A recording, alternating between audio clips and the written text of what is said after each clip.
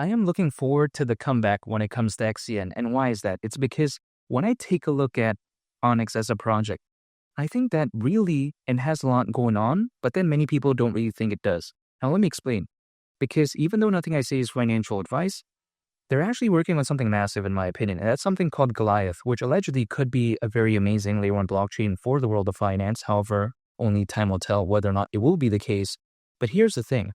Time and time again, in the world of cryptocurrencies, we do know that usually people, they care about the story, they care about the narrative. They don't really care about so much the adoption or the, I would say integration that the project really has in the grand scheme of things. Because if that was the case, many AI projects out there, many NFT projects, many blockchain gaming projects really wouldn't have that big of a market cap. But we see some of them have pretty big market caps. So the way to take a look at it is this.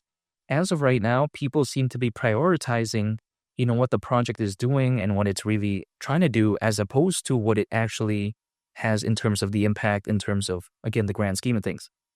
And why could I think that Goliath could be massive, especially when it comes to maybe contributing to the comeback when it comes to XCN? It's because, as we all know, right, when it comes to Onyx, they plan to launch the testnet in Q3 of this year.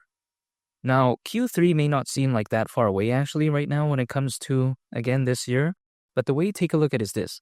If, let's say, altcoins have a good recovery, and let's say, the dump that we're seeing as of right now when it comes to a lot of alts actually, let's say there's a reversal and let's say things do better. There's no guarantees, right? Because I can't tell the future. And let's say things are starting to pick up again and then XCN, right, gains that attention, maybe because Onyx does launch the testnet of Goliath. Let's say the timing is a little bit kind of at the right time. It may not be the exact time, but let's say around that time. Really, I think that could contribute to the comeback when it comes to XCN. So yes, it's having a pullback as of right now, but we really have to take a look at what Onyx has in store, really. And Onyx, not too long ago, when I was believing in it, I felt like at that time, not many people really knew what Onyx was really even doing. But then now we see aspects of AI when it comes to Onyx, right? We see, something like Goliath and all this. So the way you take a look at it is that now, fundamentally, Onyx is doing very good, in my opinion. And this is very fantastic because it showcases that they're willing to kind of change and be focused on other aspects and now actually update very frequently. So this is something that I really like about it. And now I'm beginning to see a new trend. And what is that trend, right? It is these type of projects that are very similar to like XRP and XLM, much like Zebic, for instance. People seem to like those type of projects that are focused on those type of markets, but then has an aspect of AI. And I think Onyx pretty much understands that, which is why they have a little bit of an aspect of AI too.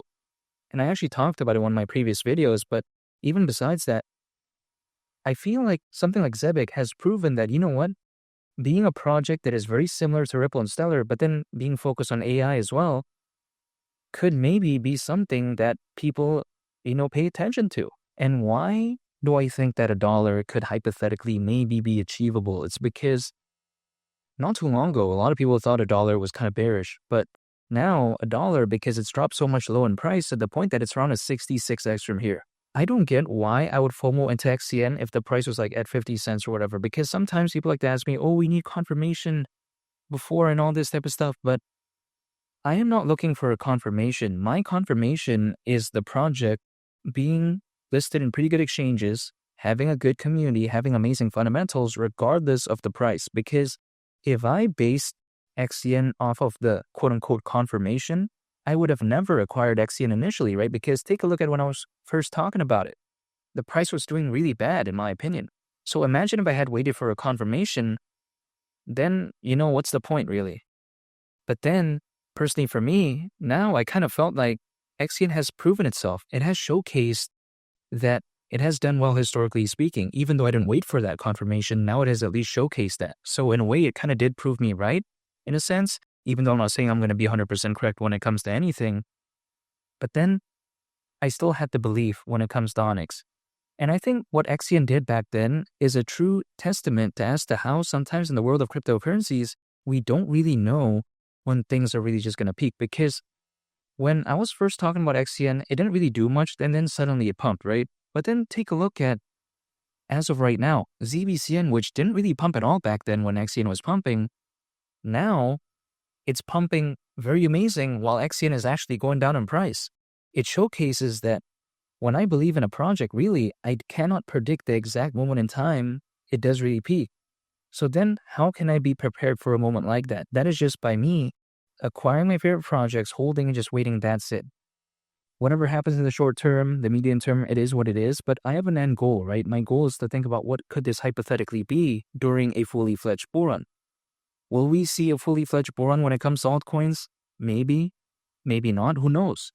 It could be different this time around. However, in my opinion, I just don't see why there wouldn't be a fully fledged type of altcoin season, because I think the factors currently are a lot more bullish than back then in 2021. I get it, a lot of people were anticipating something like altcoins, like for instance, XCN and, a bunch of others, of course, to really reach their peak, maybe around May or June or whatever like that. But the way you take a look at it is that each cycle is going to be a little bit different. And again, as of right now, we have over 600 million crypto owners, according to Crypto.com research.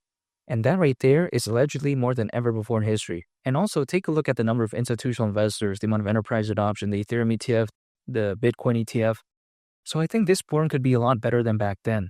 But it really is just a waiting game. However, at least we can take a look at some clues, historically speaking, even though this may never be correct. But historically speaking, altcoins, as a worst case scenario, they usually peak around 18 months after a Bitcoin halving event. And the last Bitcoin halving event happened in April of last year. So 18 months on top of that, it's around October this year. This is more so of a little bit of a benchmark for me. It doesn't mean it's going to happen this exact time.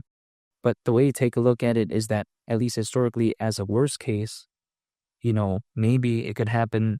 So I'm going to pay attention to something like that. And more specifically, I'm just going to pay attention to near the end of this year and see what happens then. And think about this, right? XRP, as of right now, has a market cap that is well beyond $100 billion. And we're nowhere near a fully fledged type of altcoin season. I think a lot of people can agree with that. And XCN at the price of $1, if it were to go to that price, considering current circulating supply, market cap would be around $33.5 billion. So if, let's say, a lot of people are saying, oh, XRP is going to do a 10x, whatever they're saying, right? Only time will tell. But imagine if XRP went to a market cap of around $1 trillion, let's say, during a fully fledged run. That's a very tough task, but I'm just saying, let's say it does that. Are we saying around 33 billion or 33.5 billion, I should say? In terms of market cap, can't flow into this? We have to think about how there really isn't that many competitors when it comes to things other than XRP and XLM. Sure, there's XDC, ZBCN, there's, of course, XCN, there's something like Swiftcoin, XPR, but there isn't like 20 or 30 dynamic competitors. So I don't think it's too much to ask for, because there isn't that many competitors. And, again, I think there's a lot of attention when it comes to XRP and XLM. So it's a very amazing market, but then not that many competitors. So I don't see why not.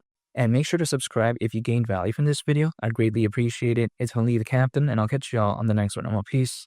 Bye.